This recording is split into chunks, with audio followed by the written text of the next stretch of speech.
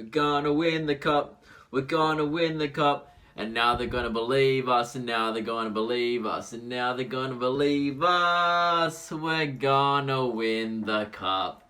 Can you believe it, guys? Brisbane Roar has broken the FFA Cup hoodoo and has gotten through the round 32 into the round of 16. And how have we done it? We've beaten Sydney FC, the reigning champions of the A-League, and we've done it with a 2-0 win. What a feeling. What an amazing feeling. Like, literally after the game, I'm trying to think, who was our best player?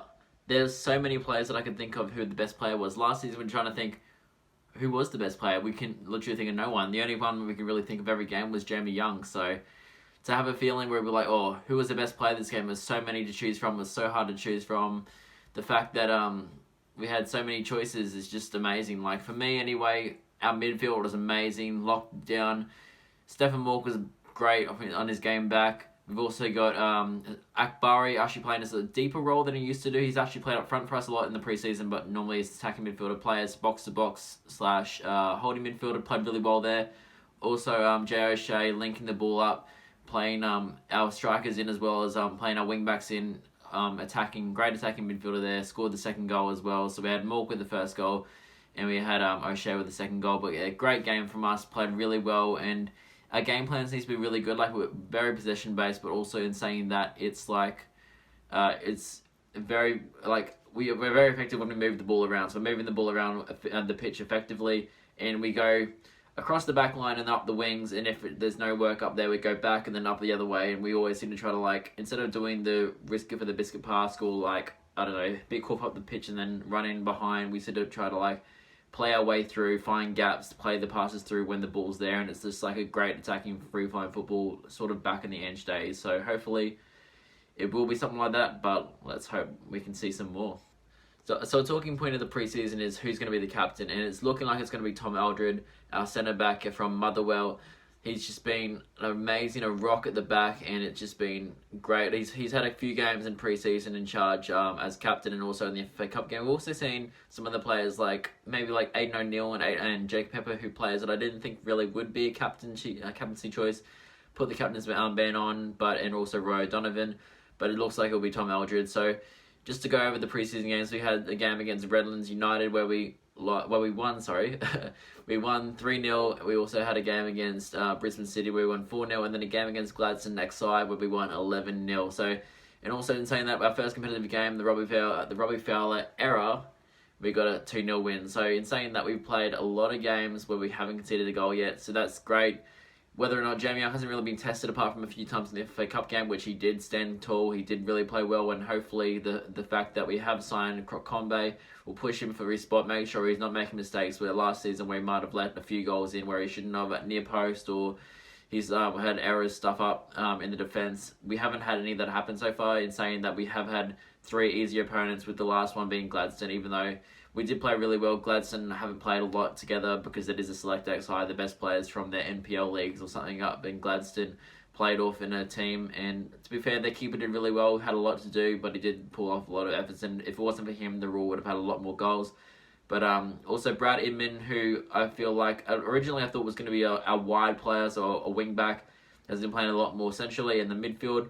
Also had to go up front as well, so that's always a really good idea. We have been missing another striker because we do play 2 up front.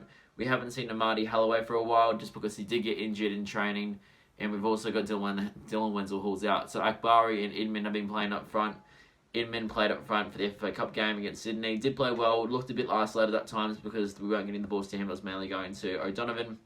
Jordan Courtney-Perkins is going to be another like Isaac Powell story this season. So hopefully, even though they are in the same position, they both do get game time, as well as O'Toole in the left wing back role, because I mean, who knows, we might have a few, hopefully we can have an FA Cup run. So, and also in saying that, we have been drawn our FA Cup opponent. It is going to be the Central Coast Mariners, and it always seems to happen that we seem to get an A-League team, and which is annoying, but in saying that, it's the only A-League team and it's Central Coast Mariners. So some people say though that's actually easier than an NPL team, so who knows. But so also we've got the news that 4 Queensland teams are through. 3 of them are being Brisbane. Actually, is it 3 or 4? Yeah, 3 of them being Brisbane. We've got Olympic, we've got Brisbane Roar and Brisbane Strikers, all Brisbane teams that actually are all hosting games, which is going to be epic. We're going to have the Roar's probably going to be at Redcliffe Dolphin Stadium, which will be awesome because it's close to me. I'm on the north side. And I didn't get a chance to go to the FFA Cup last year against Melbourne City, so it'll be awesome to see the atmosphere. Apparently there was about 6k people there, so hopefully they will have better emergencies services coming through, because with Bratton's injury, the Red Cliff Hospital's not far from there. You'd think they'd be able to get ambulances there, but yeah, whatever. And then there'll also be probably Perry Park, so hopefully if the FFA's smart, they won't put 3 Brisbane games on the same night, because they want money and they want people to go to both games. So I'm hoping, because I already saw Olympia FC versus Bayswater City in the FA Cup, the round of 32. I'm hoping that it's going to be Strikers at Perry Park on one night, and then Olympic FC maybe playing at Perry Park the other night when the Roar is at Redcliffe, so I can still see all 3 Brisbane teams play, and hopefully we'll make it through to the last 8. So it's a long time since we've seen the Roar actually make the round of 16, so it's an awesome feeling, and as everyone's sort of like, well, what do we do now? We've never got this far before in a long time. Like, I think we've only got there once, and it's the one time we actually got an NPL team. So this is the first time we've actually beaten an A-League team, I believe anyway, in the FFA Cup. So it's an awesome feeling, especially to go down to Sydney in the hometown of the champions, beat them, show the Roars aren't, to show that the Roar is not an outsider and not an underdog. Actually, no.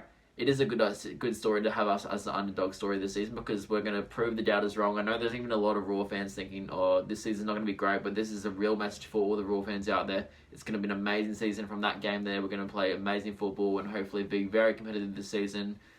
I am optimistic for this season, but I am realistic. I'm thinking it probably won't happen too often that we'll do that good and keep Sydney scoreless, but in saying that, I believe we have the top 4 side. I did say that last season. And I did say it in an interview to BKR Sport, where I was saying to him that Stephen Mork will be the one that tears up our team and helps us propel us to the top 4, in saying that Mork got injured not long after that, which is annoying, but in saying that if Mork plays like he did in the first game, he's going to keep players like Aiden O'Neill, who didn't play last night, out, and hopefully keep his spot in the midfield, because he did play a lot as an attacking midfield last year. I believe he's probably better as a box-to-box midfielder, cutting out those passing lanes, and did really well last night, attack and defence. He's a bit like, he's got an engine like Matt Mackay, where he goes up and down, keeps running, but he's very efficient with the ball when he passes, so it's a great player. Had basically like a new signing, so we had a lot of players make their debut last night. I think we had 8 starters make their debut for the Raw in a competitive match, and then a few off the bench as well, and also a re-debut for Ramek Akbari. Very good player, and Jordan Courtney-Perkins had a really good game as well. There wasn't a bad player on the pitch. Unfortunately, Macaulay Gillespie did go down injured. Hopefully it's not too bad. It was a lower leg injury. But in saying that, we did get to see Connor O'Toole get back, which is awesome. Haven't seen him for a while since he broke his leg, so awesome to see him back in a competitive game. And yeah, it just looks like it's going to be a really good season. I did miss out on a few signings since last time the video, because I did my video and then literally an hour later after I did that, J. O'Shea got announced. So we've got J. O'Shea that got announced. We've got Scott Neville, which I also said in my my video, saying the transfer video, that we're going to be signing them. We did see one signing that I didn't see coming. I only saw it coming a day before, and I thought, what the hell, this is weird. Like, he signed for Central Coast Mariners this season, and then now he's coming to the Raw, and most people probably understand who I'm talking about and know already, but that's Jai Ingham. So we got rid of one Ingham, we got rid of Dane Ingham, who was actually injured and hasn't played a minute yet, because I don't know if he's still injured or he's just out of favour over at Perth Glory, but we did get Jai Ingham, and I believe the fact that Mike Mulvey signed him before the actual Alan Sadgett came in, and then Alan Sadgett, he mustn't be in Alan Sadgett's plans, and then he's been granted a release to go, so he did sign a 2-year deal at Central Coast Mariners under Mike Mulvey, but he's come here. He's not really a player that I think would fit our formation, but in saying that, he did come on off the bench and then play up top, so he might give us a bit of depth up top, maybe also at the wing backs if we do make that choice there, or even in the midfield. So he's a good depth squad player.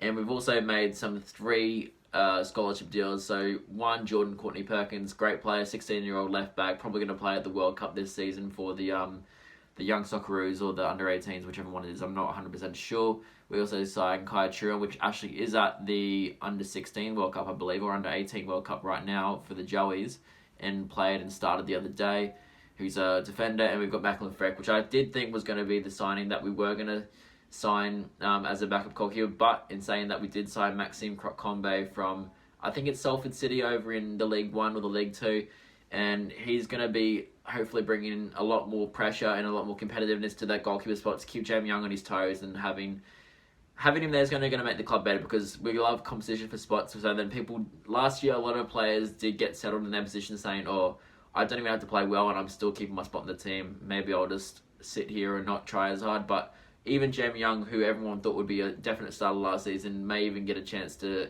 be on the pine this season and may not have to play every game because maybe he's out of form, or maybe Maxime Crocombe is doing really well in training and wants to be given a chance in goals on field. So it's only going to be great for the team to have that competitiveness and for position. So it's looking really good. It's sort of like the Pep Guardiola Man City type thing. They have a lot of quality players in like a lot of quality positions. They've got like 2 players per position, and it's going to be a fight per position. So I'm definitely going to see that we're going to have probably like 5 or so that are going to be starters every week.